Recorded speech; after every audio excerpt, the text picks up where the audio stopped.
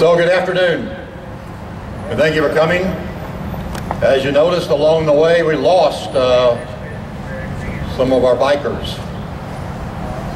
We have been invited here by the Dearborn Freddom Rally to address the subject of freedom of speech, freedom of expression, and our Constitution, and against Sharia.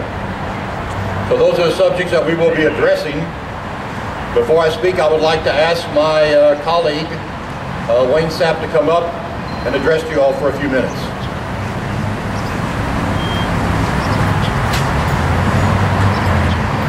So I've already gotten a lot of questions since we've been here. Why do we keep coming back to Dearborn? Do we come to Dearborn just to stir things up and then go back to Florida? Well, see, that's not the issue. This is not a Dearborn issue. This is not a Detroit issue. This is not a your problem issue. This is going on all over the place. What's going on is Sharia. The use of government force to safeguard Islam, safeguard the Quran. It's going on everywhere. Last September, we were arrested in Polk County, Florida, for wanting to exercise our First Amendment rights. It will not be long, and all the charges will be dismissed, and Polk County will have to face up for what they've done. But what did they do? They put a SWAT team, FBI, numerous police officers on patrol, following, tailgating, watching, waiting until they could come up with some type of charge to be able to stop us from exercising our freedom of speech and stop us from, at that time, burning Korans. Burning Korans may not be your thing. It may be something you disagree with. That's fine. But it's still the exercise of free speech. And as soon as we lose that right to free speech, then all the rest of them will follow, because you will be dumb and silent.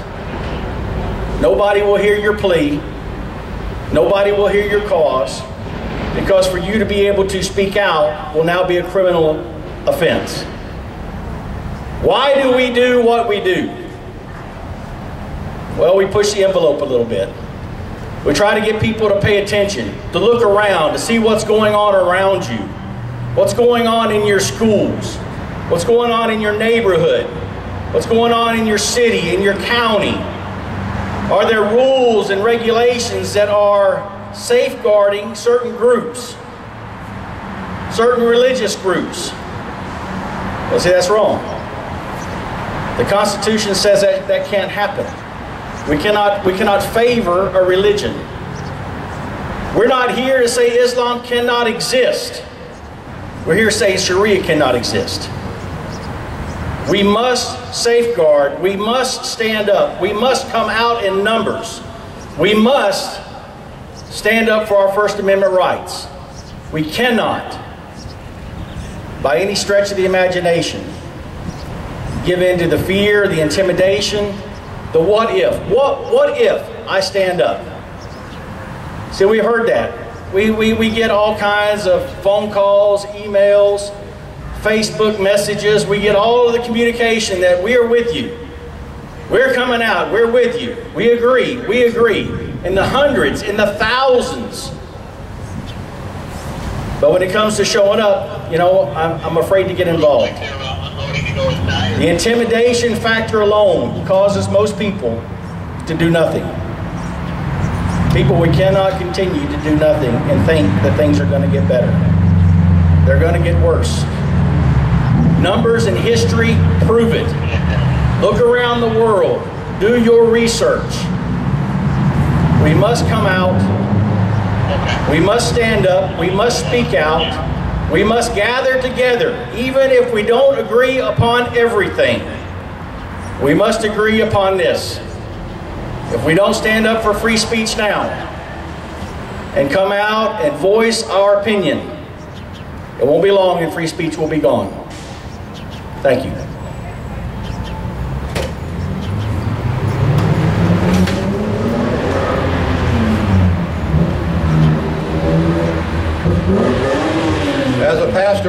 30 years, I brought along my sermon, but I'm missing my podium.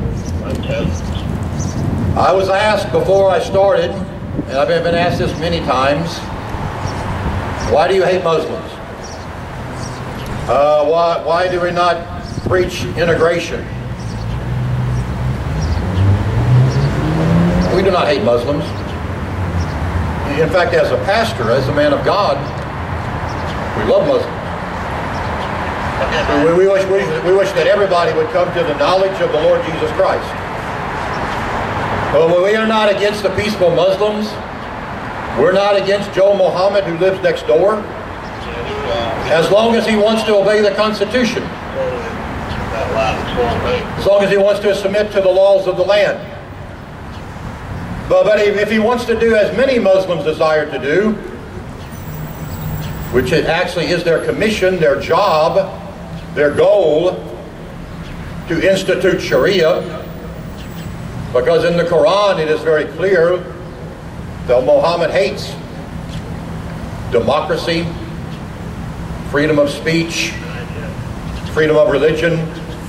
I believe they are called man-made governments. Man-made governments, like democracy and republic, are of the devil. They are not fitting for the Quran. They are not in alignment with Muhammad's teachings. Those Muslims are not welcome in America. So those are the Muslims that we are speaking out against, or the Islam that we are speaking out against. Now, not the people who desire to escape Islamic tyranny around the world. We're not against those people. They're welcome to come to America. They're welcome to submit, obey the Constitution of the United States. But if their desire is, as history has proven us, I lived 30 years in Europe. I've been to Egypt. I've been to Africa. As history teaches us, history teaches us that the Muslim community, the Islamic community, as long as they are small, are very nice and peaceful. But as soon as they get larger, they desire to institute Sharia. They desire to push their agenda. That is what we speak out against. We speak out against the thousands and thousands and millions of people who have been killed through 1,400 years of tyranny.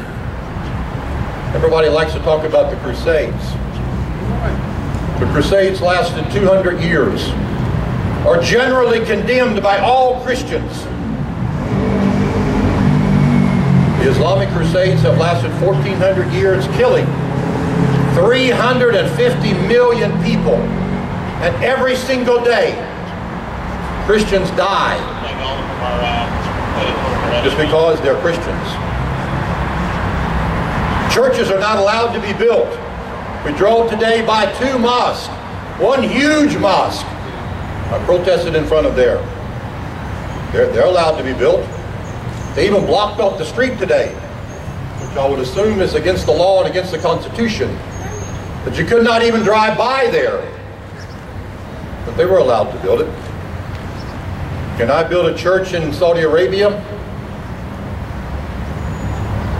In Egypt, where I've been twice, I can't even repair a church. I can't build a new church. Those are the issues that we are talking about. That is the reason why we come, we stand up, and we say, as America has always said, you're welcome. And you're welcome. And you're welcome. But here's the conditions. The conditions are this. And Congress shall make no law respecting an establishment of religion. What does that mean? That means every religion is welcome. That means every religion is equal. Is that what Islam teaches? Does the Quran not say that the Muslims are the best of all people? Do we see that freedom of expression in the 40 or 50 countries around the world governed by Islam? Do we see that? Do they have a constitution? Do they open up their arms and say, oh, come and evangelize? And Congress shall make no law respecting an establishment of religion or prohibiting the free exercise thereof or abridging the freedom of speech. In Islam, is there freedom of speech? But right now in the UN, is not Hillary Clinton, Hussein Obama, trying to push that we cannot criticize, we cannot speak out, we cannot criticize Islam? I believe 3 days ago, 3 Korans were burned in front of a mosque here. I've had a Bible burned in front of my church. Right away, what happens here in Dearborn? Outrage, outrage. And they want to institute a law, a city ordinance that forbids the burning of holy books. What's a holy book? How much do we forbid? Well, when do we just simply forbid free speech altogether? This is one of our greatest cornerstones is the First Amendment. The First Amendment provides 4 essential assets to a democracy and a republic. Number 1 is freedom of speech. Freedom of religion. It says here freedom of the press. Freedom of the press. We have press people here today. Freedom of the press. To preach, to print the truth. To express their opinion. To have the freedom to print. To criticize, to be critical. To examine, to look, to question. Can you question Islam? Can you criticize Muhammad? Can you criticize the Quran? Can you even criticize Sharia? If you do that, we will put to death. Islam is totally not compatible to Western society. The very basis of Western society is based upon these 4 foundations, assets, rules, laws, and our right to assemble. Our right to assemble. That we have a problem with the government. We have a problem with what they are doing. We have a right to stand up, to say something, to speak out. That is why we do it. We do that because we must maintain our freedom. We must speak out and we must draw a line. Because a good Muslim, his duty is to institute Sharia worldwide. That is his goal. That is what he wants. A republic, a democracy, looks like it does here in America. It's by no means perfect, but it provides a freedom for its citizens. Well, what does it look like? What would our society look like ruled under Sharia? What would it be like? It would look like the Middle East. It would look like parts of Europe. Well, what would it look like being ruled under Sharia? What would happen to you if you stole something? What happens in a Western society? A society based upon compassion, based upon justice. In a Sharia-dominated country, what happens to you if you steal something? Do you get a fine? Do you get put in jail? What happens to you? You can have one of your limbs, your hands, your feet amputated for stealing. I'm always very surprised when people talk to us about speaking out against Sharia and Islam. If we look at the history of Islam, Islam is the greatest violator of women's rights of all times.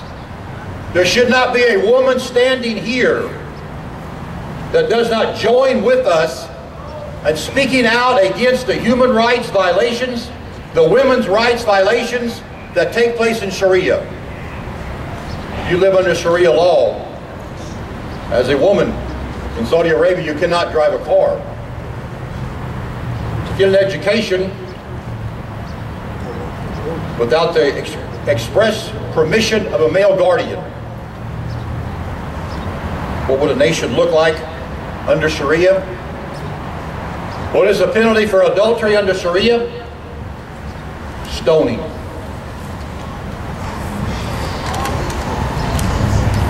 Sharia, Islam, a religion of peace. What is the penalty under Sharia?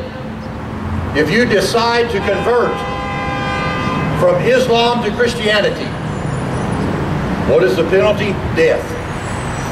For a simple decision, a very basic decision, to choose the God that you desire to worship, to choose Islam, Christianity, Buddhism, Hinduism, atheism, just simply that basic right as a human being is taken away from you. The very basic right is to choose and govern your own destiny. Under Sharia is taken away from you.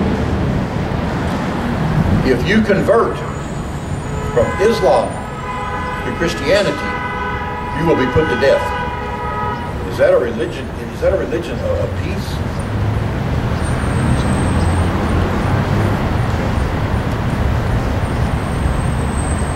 What about marriage? Well, what about protecting our children? Does anybody here have children? Probably most people. Most people can get mad at their husband and wife. They can divorce their husband and wife. They can throw them out. They can get rid of them. They can die. But you know, usually everybody protects their children no matter what. You can end up hating your husband or your wife, but your children you usually always love, and you will always try to protect. Well, what does Islam say? What does Muhammad himself say? Do you know in Islam that there's no age to get married? That there's no protection for children? But that Muhammad himself had a wife at 6 years old, had sex at 8. This is common practice. This is okay. Any Islamic scholar will tell you that there is no age limit. A father can give away his baby to someone to marry. Is that protection? Is that love? Is that really God? Is that really the kind of society we want to grow up in, promote? Is that what we want to leave as an inheritance for our children? Is that not what we're standing up and fighting for? And so saying that type of behavior, that type of thing, we don't do. If right now, one of you all, if right now you had sex with a 10-year-old, what would happen to you in America? You would be the absolute scum of the earth. These police officers here would arrest you immediately. If you got thrown in jail and prison, you probably wouldn't last 2 months. It is one of the most heinous, revolting crimes of all times. But Islam, there's no problem with it.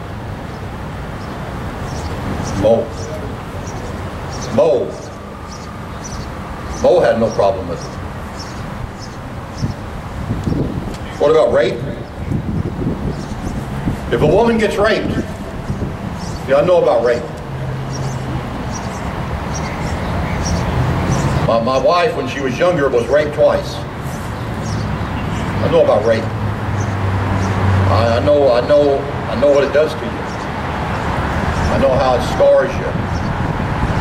I know without the power of God, those scars, they never go away. I mean, they never go away. I mean, she's 52 years old. She was raped when she was a teenager. But that never went away. How do we deal with rape in America and a Western society? It's heinous, it's awful. It's the most greatest violation of a human being that there can be. You're helpless. You give into something you don't want to give into. You're put in a position of absolute tyranny and fear. What does Islam say about rape? For a woman in Islam to prove rape, she needs 4 male witnesses. I mean, how's that work for you? How would that work for you, lady? You, lady. How would that work for you men over here who have perhaps daughters? Well, what do you think your chances are in proving that? Huh? You get raped. The only justice that you will get is if you can find 4 males. four Islamic believers who will side with you instead of this guy. Now, tell me, how's that work? That work pretty good for you? I don't actually think so. I don't think that will work. See, the problem I have with Islam, Muslims, is that they have a little doctrine they call taqiyya. In other words, you can't trust Muslims. You can't trust them. Because see, they're allowed to lie. Oh, I know everybody lies. Our politicians lie.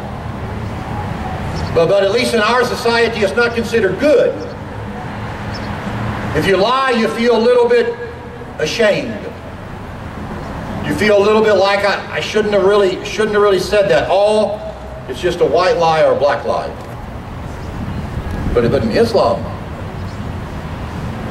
that's why you can't trust them. Because they lie.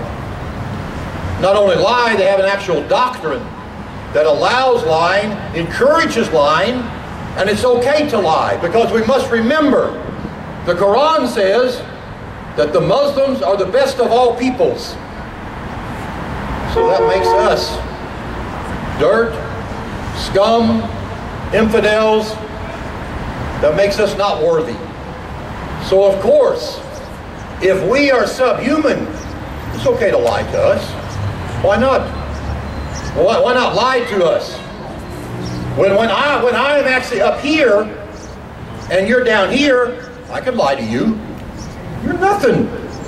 You're nobody. So they lie. Taqiyya. That's why many times you can hear Islamic leaders saying one thing to the Western world and saying something else in the mosque. That's why that happens. It happens because that's what they're allowed to do. But that is why when it comes to Islam in America, we must have very, very clear rules. One rule that says, welcome, great, you're here, fantastic. A land of opportunity. Get a job and make it. Go for it. And on the other side, we must say, here's the line. If you cross the line, you're in trouble. Here's the line is right here. Here's the line, very easy. The line is called the Constitution. We don't change it, we don't alter it, we don't do anything to it. You live by it. I'm part of the Vietnam era. In the Vietnam era, we had the big slogans, love it or leave it. Not a bad slogan. It doesn't mean you can't change what is wrong, but not a bad slogan. I would say, love it or leave it.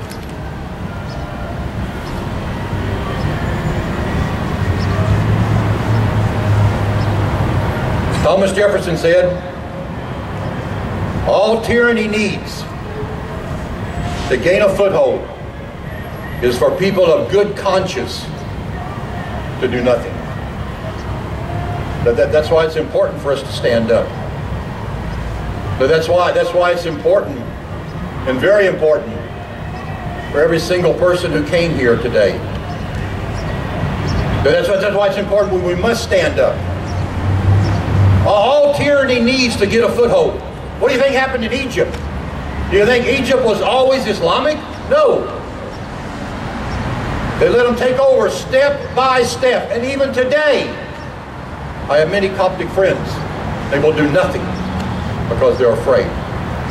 They will do nothing further because they're afraid. And everyone has an excuse. They're afraid because I have relatives still in Egypt. Everyone has an excuse. Well, what is your excuse? Well, what is our excuse in this society to do nothing?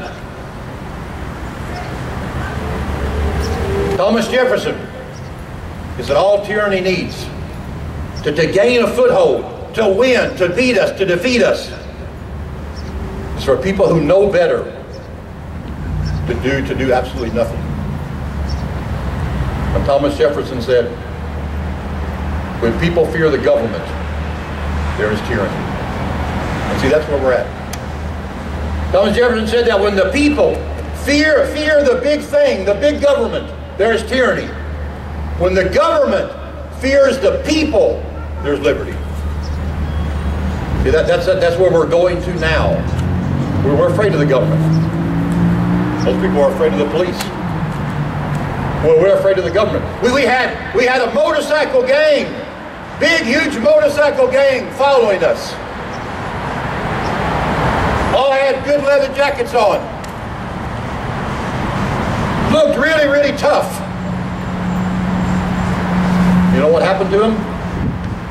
They were afraid that maybe the police here would photograph their license plate. So on the way here, they all turned around like a bunch of stinking cowards and simply left. Just simply left. Left. Because they're afraid. And that's where we're at. People are afraid of the government. Churches are afraid of the government. There's not a church in America that will have me speak, because they're afraid if they do, they will lose their tax-exempt status. They're afraid. They're afraid something will happen. If we let our life be governed by fear, we've already lost.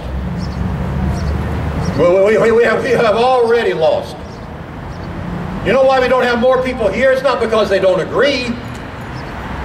We have people all the time stopping us, coming to the church, coming to us, and say, we agree, but we're afraid. We'll lose our job. Our neighbors will be mad at us.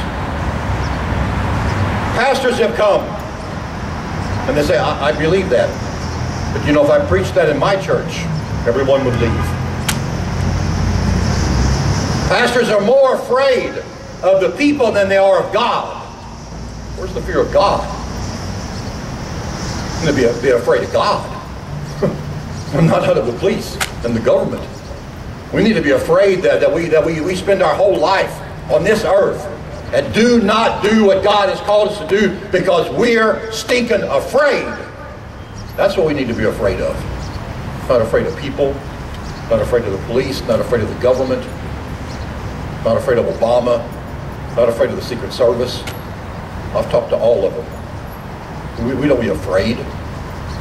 Thomas Jefferson, he said that when the people are afraid of the government, there's tyranny. Because then they begin to control us. But when the government fears the people, then there's liberty. That's why they gave us the Second Amendment. The Second Amendment is not so you can go hunting and fishing. When they established the Second Amendment, if you didn't go hunting and fishing, you would die. That's how they lived. That's how they ate. The Second Amendment was not there to protect your rights to go hunting and fishing. The Second Amendment was there in case these guys, which has happened all through the generations, get too much power, get too big of a head. The star they have, the gun they carry, the stripes they have, the office that they obtained gets too big for their britches, and they become dictators. The Second Amendment was there so we could take our country back. It was not so that you could go kill a rabbit. It's not what it's there for. Thomas Jefferson said, if we choose to give in to fear, then we have given in to tyranny. If we choose to stand up, we choose to take our stand, then we will obtain liberty. And people say, why do we do it? That's why we do it. We have literally spent thousands and thousands and thousands of dollars. For this trip, we don't get one penny. We pay for everything. Why do we do it? Because we are that convinced. We are that convinced that that is where the nation is at.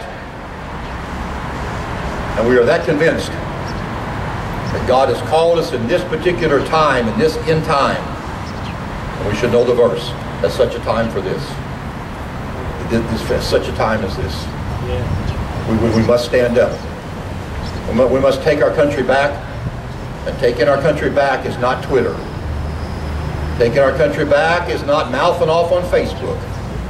Taking our country back is not a bumper sticker. It is doing what we're doing today and continuing to do it. This type of rally should take place all over America. And it should land in Washington, D.C. And it should scare the holy hell out of the people in Washington, D.C. that they begin to do what is right for the nation and not what is right for their pocketbook, not what is right so they can get elected. They should do what is right for our nation and stand up for our Constitution and our rights. Again, I want to thank you all for coming. Continue to stand with us, pray for us, and I hope and I pray that God will continue to bless America, because a time can come where He will no longer do that, because we have turned so evil and so against God that He has removed His hand from this country. I lived 30 years in Europe, and I believe that is what He has done with Europe. I believe Europe has turned so against God. God has removed His hand from Europe, and the judgment on Europe right now is the spread of Islam.